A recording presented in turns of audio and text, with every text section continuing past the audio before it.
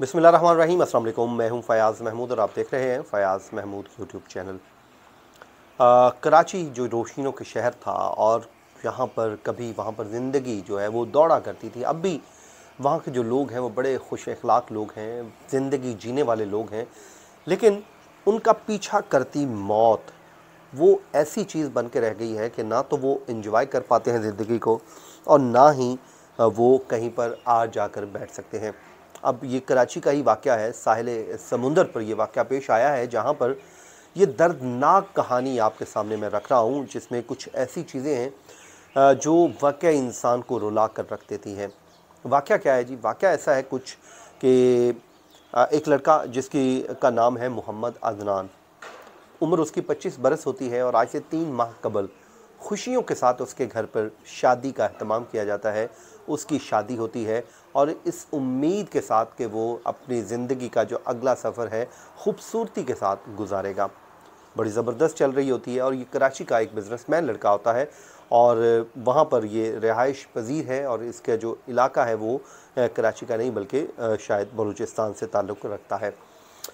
शादी हो गई, उसके बाद ये अपनी नई नवेली दुल्हन के साथ ज़िंदगी बसर कर रहा है और कराची का जो इलाका है डिफेंस 8 साहिल समुंदर, वहाँ पर ये दीवार पर एक रोज़ बैठा होता है। दोनों मियाँ बीवी, जैसे इंसान जाता है समुंदर देख पर कुछ लम्हात इंसान अपने अपनों के साथ बैठ के गुजारता है कि चलो ज़िंदगी को एंजॉय करते हैं, समुंदर की मौजों को देखते हैं, कुदरत का नज़ारा करते हैं और अपने इन लम्हात को खूबसूरत और यादगार बनाते हैं।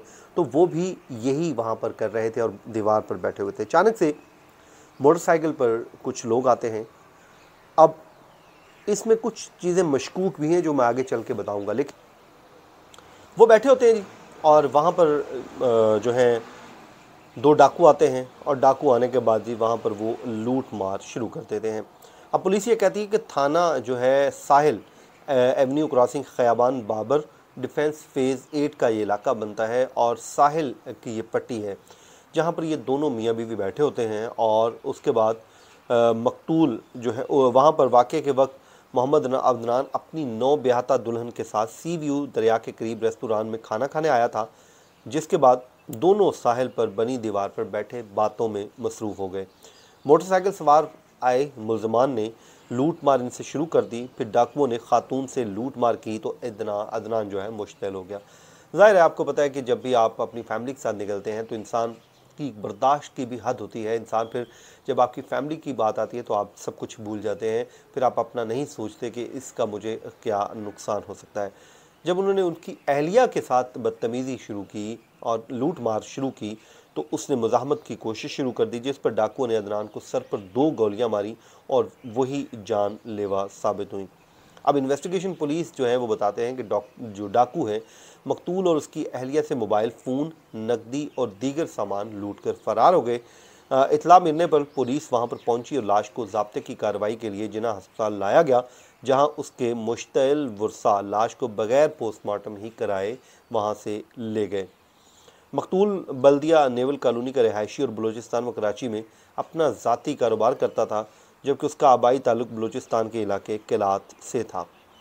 वर्षा की जानिब से तदफीन के बाद वाक़े का मुकदमा दर्ज कराने का कहा गया है। पुलिस ने मकतूल की गाड़ी साहिल थाने मुंतकिल कर दी और जाए वक़ुआ से शवाहिद इकट्ठे करके बयानात की रोशनी में मुख्तलिफ पहलुओं को पेश नज़र रख कर वाक़े की तफ्तीश शुरू कर दी है।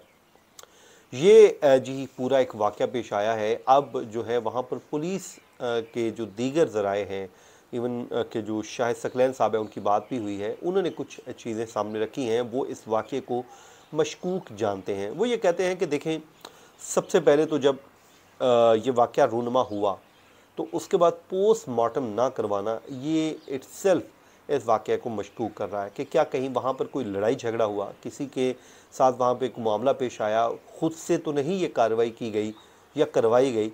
ये सारी चीज़ें ज़ाहिर है इन्वेस्टिगेशन में सामने आएंगी, लेकिन पोस्टमार्टम होता तो उसमें ये मालूम हो सकता था कि आया कि कोई तशद्दुद तो नहीं किया गया, गोलियाँ कितनी लगी। बज़ाहिर तो 2 गोलियाँ ही बताई जा रही हैं, लेकिन ये सारी वो चीज़ें थी जो पुलिस जब पोस्टमार्टम करवा लेती तो क्लियर होनी थी।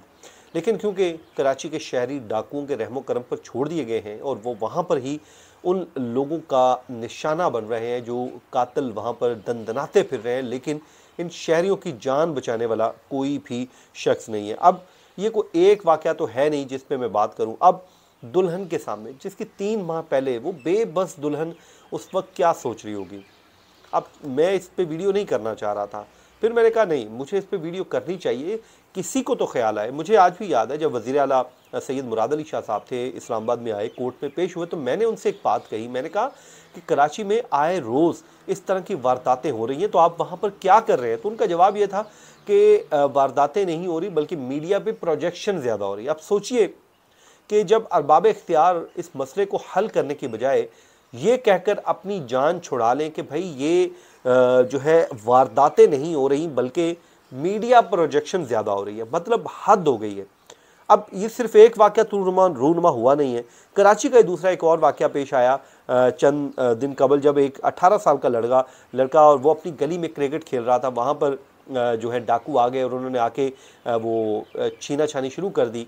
तो अचानक से जो है उसके लड़के के गालिबन मामू साथ थे, तो उन्होंने जब उसे पकड़ने की कोशिश की तो उनका जो मैगज़ीन गिरा, तो मीनवाइल उन्होंने गोली चला दी। वो डर गए और वो गोली नीचे लगकर लड़के के पेट में, 18 साल के लड़के के जो पेट में लगी, और वो लड़का फौरी तौर पर वहाँ पर ही ज़िंदगी की बाजी हार गया। अब आप हमें कहेंगे कि जी आप प्रोजेक्शन कर रहे हैं। हम कराची, देखिए कराची पाकिस्तान का दिल है, कराची पाकिस्तान का सबसे ज़्यादा रेवेन्यू देने वाला शहर है, कराची रोशनियों के शहर है, कराची हमारा फेस है। और अगर कराची को हम इस तरह डाकुओं के रहमो करम पर छोड़ देंगे, तो हम भी बात करनी छोड़ दें, हम भी बोलना बंद कर दें, हम भी वाक़यात पे वीडियोस बनाना बंद कर दें, तो फिर तो कहानी ख़त्म है। फिर तो अरबाब इख्तियार भी वो लंबी तान कर सो जाएंगे और हम देखते रह जाएंगे। तो इसलिए हम इस पे बात कर रहे हैं, हम बात करते रहेंगे। वो कहते हैं ना कि हम अपना हिस्सा डाल रहे हैं, कुछ अच्छाई करने की कोशिश कर रहे हैं कि शायद कुछ बेहतरी आ जाए। तो अल्लाह ताला से दुआ है जी, इस दुल्हन के साथ जो जुल्म हुआ है इसको इंसाफ मिले। इस पाकिस्तान में इंसाफ तो बड़ा वो नापैद होकर रह गया है, अमीरों के लिए तो बड़ा आसानी से मिल जाता है, गरीब आदमी लुट कर रह गया है। तो इस दुल्हन को ज़रूर इंसाफ मिले, और उसके बाद वो जो बच्चा इस दुनिया से 25 साल का जो लड़का था, खुद कमाता था, अपना खाता था, किसी का वो रवादार नहीं था, अगर उसको ले जा के मार दिया गया है, तो बहरहाल इसका हिसाब तो होगा। वो जो कातिल हैं वो कितनी देर छुपेंगे, एक ना एक दिन तो कानून कुदरत भी है, उसका इंतकाम का निशाना तो उन्हें बनना पड़ेगा। और बहरहाल अपना फीडबैक देना मत भूला कीजिए, कमेंट भी किया कीजिए, सब्सक्राइब भी किया कीजिए चैनल को। और जब आप कमेंट करते हैं, फीडबैक देते हैं, तो हमें अपना कंटेंट इंप्रूव करने में मदद भी मिलती है। तो मुझे दीजिए इजाज़त, अपनी दुआओं में याद रखें, जहाँ रहें खुश रहें। बस अल्लाह ताला से दुआ है कि अल्लाह ताला पाकिस्तान को अमन का गहवारा बना दे। मुझे दीजिए इजाज़त, अल्लाह ने के बाद। लाख लोग हैं, ज़िंदगी जीने वाले लोग हैं, लेकिन उनका पीछा करती मौत वो ऐसे